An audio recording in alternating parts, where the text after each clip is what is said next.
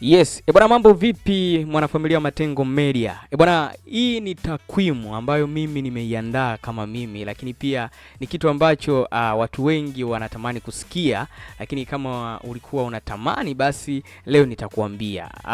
Takwimu yangu leo bwana zinaonyesha kwamba wasanii ambao wanafanya performance vizuri stage live kabisa, kwa sababu leo nina wasanii kadhaa ambao nitawataja na wasanii ambao wanafanya vizuri, na ukisikiliza performance zao basi una enjoy na mziki, unaona kabisa huu ndo mziki ambao unapaswa ufanye kwenye live performance. Sasa nina msanii ambaye alifanya mziki muda mrefu sana, kipindi kile cha THT, cha kina Ima, cha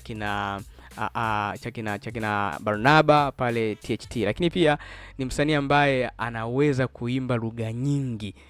Kwa Kitanzania mimi nimemuona yeye bwana, anaitwa Beka Ibrozama. Ni msanii ambaye anafanya vizuri, na pia nimeangalia performance yake jana kipindi anafanya pale show Dodoma. Ni mtu ambaye alifanya vizuri sana, tukiangalia unaona kabisa huyu jamaa kimataifa kiujumla.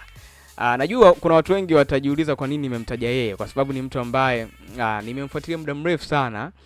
Toka kipindi tunahangaika kwenye mahangaiko yetu kujitafuta na nini, nilikuwa nafuatilia sana kuhusiana na mziki wa live. Lakini huyu ndo ni mtu wa kwanza, lakini mtu wa pili, namba 2 kwenye upande wangu nitamweka Christian Bella, kwa sababu wote tunamfahamu kama ni mtu ambaye anafanya vizuri, so ana punch vizuri, kifupi ana sauti. Yaani huyu jamaa anavyojiita mzee wa masauti wala hajekosea, kwa sababu ni mtu ambaye tunamfahamu vizuri na anafanya kitu kikubwa zaidi. Na namba 3 nitamweka Alikiba.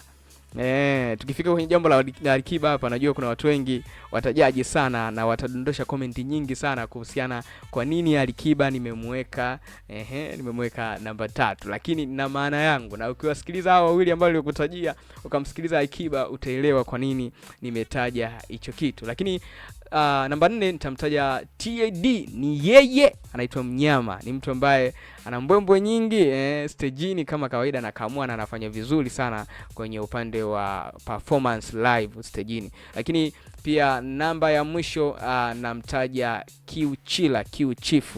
Ni mtu ambaye tunamfahamu toka muda mrefu, muziki wake so akifanya show live tunamuelewa, lakini japo saizi hatumuoni kwenye muziki kama amepotea, yani kama yupo au yupo, yani ni mtu ambaye amepotea kiujumla. Lakini mara mwisho nilimuona akiwa na TAD Mnyama pale Dodoma, lakini saizi ukaribu wao naona kidogo umepungua, kwa sababu nimeona hii show ambayo imeandaliwa pale na Diamond yupo.